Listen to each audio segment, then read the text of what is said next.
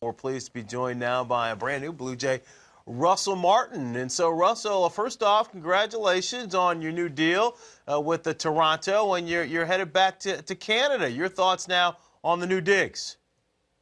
Well, first, thanks. And secondly, I'm just really excited to join the team and get things going. I think we're going to be an exciting team this year. I think our lineup is going to be pretty potent. We're going to have a lot of tops through the lineup. I think young pitching I'm going to be able to work well with, and I have high hopes for that team. Hey, Russell, it's Harold here. Did you tell him you're going to play shortstop or you ain't coming? Oh, man. Yeah, well, I've always wanted to play my best position in the big leagues, but they're not letting me, so I guess I'll just stick with catching. You might get there, but you know what? You're somewhat of a shortstop behind home plate anyway. And I want to ask you, how's your athleticism play into your catching and maybe even how you call a game? I'm curious how that all works for you. Well, I think that, growing up and playing shortstop most of my years definitely has helped me just with, picking balls behind the plate and stuff like that, and the footwork as well, and the transfer, throwing balls to second base. So those were a lot of things that kind of translated really well into catching.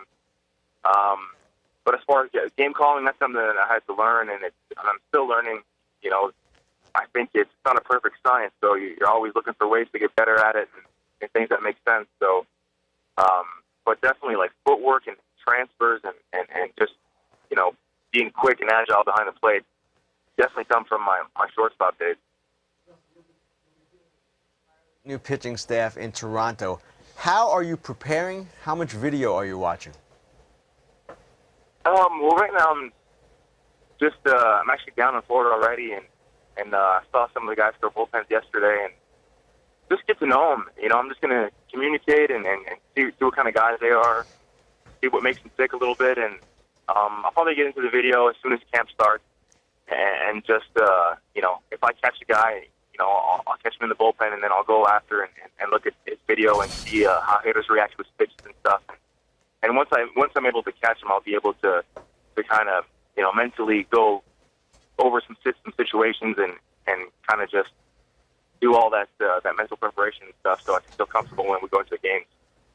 Russell, how much fun was it the last couple of years? I know you've left Pittsburgh, but you were part of the main reason why there was a resurgence there, and they made it to back-to-back postseason trips after having not been there for 20 years. What was that experience like with the city basically wrapping its arms around you and the rest of the Pirates organization?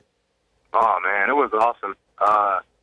That first playoff game we played in 2013 was just amazing. The energy, people waiting for 20 years. Like, I remember meeting kids that are 17, 18 years old telling me they've never witnessed a winning season before. And so then they show up with 20 years of patience, and they just go crazy that one day in the playoffs or that wild card game. And I had the possibility of hitting 2 homers, so that was pretty magical in itself. That doesn't happen too often for me. But no, man, Pittsburgh was awesome. The fans are great. It's a great sports town, blue collar. People are passionate about their sports over there, so definitely enjoyed my time over there. Russell, watching your career has been really interesting, from the Dodgers to the Yankees to Pittsburgh and now heading to Toronto. But the one thing that jumps out to me was how your offense changed. You had a down year in New York, you made some adjustments, and it took off again. So what did you learn in New York during those struggles and changing your swing at that time, if you were changing your swing? Well, I think I got back to the basics of staying inside the ball last year especially. And really with 2 strikes, I just, I stayed stubborn with my approach as far as not trying to do too much. And if I got into RBI situations, I wasn't trying to get outside myself. I'm mostly a gap-to-gap hitter, and every once in a while I'll run into one, and I can hit the ball the other way. And really that's my strength. Driving the ball the other way is what I do best. And I just, allowed myself to play to my strengths a bit more. Backed off the plate a little bit, let the ball get deep, see the ball deeper. With 2 strikes, just choked up and got wide almost. I remember seeing an at-bat Joey Votto had earlier in the season, and I saw him spread out and really get wide, and then that's how he gets on base. And I'm like, you know what? If Joey Votto can do it, I can do it too. So I started doing it, and guys on the bench were laughing and stuff, and it stuck with it. I stuck with it the whole year, and it ended up having a 400 on base percentage. So I guess it worked. We had your new teammate, who was once upon a time your old teammate, Jose Bautista. We had him on the show earlier talking about what you guys were up to this past weekend, going back to the grounds of Chipola here, where you guys had a home run derby. I forgot to ask Jose who actually won the home run derby, Russell. So I know both of you guys took part. I'm assuming you took the honors. No. Jose won. So this is what happened. Jose had the home run derby. I had the line drive derby. I didn't hit one homer. You didn't hit one? I didn't hit one, man. I was hitting line drives everywhere. I'm like, man. Did you pick up the aluminum after a while and said, let me just use that instead? I took 4 swings with the wood and hit the fence a couple times, and I was like, give me that aluminum, man. and it didn't do anything. So, but Jose got in a groove, and I think he hit like 5 or 6 in a row.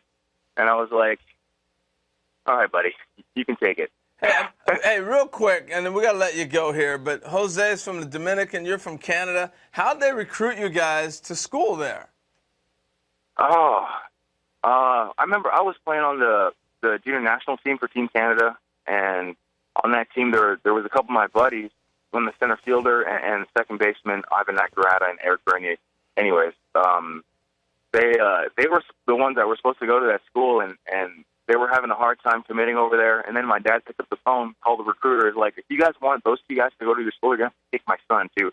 So I was kind of like a throw-in over there. So I think I ended up being a pretty good throw-in, I think. Yeah, not bad. Right. Well, you're not a throw-in this year in Toronto either, so, man, it's going to be cool. Yeah, absolutely. Congratulations, and thanks for joining us. And it sounds like you said you're already down in Dunedin getting your work in. You can throw some of that money this way. We won't be mad. All right, guys.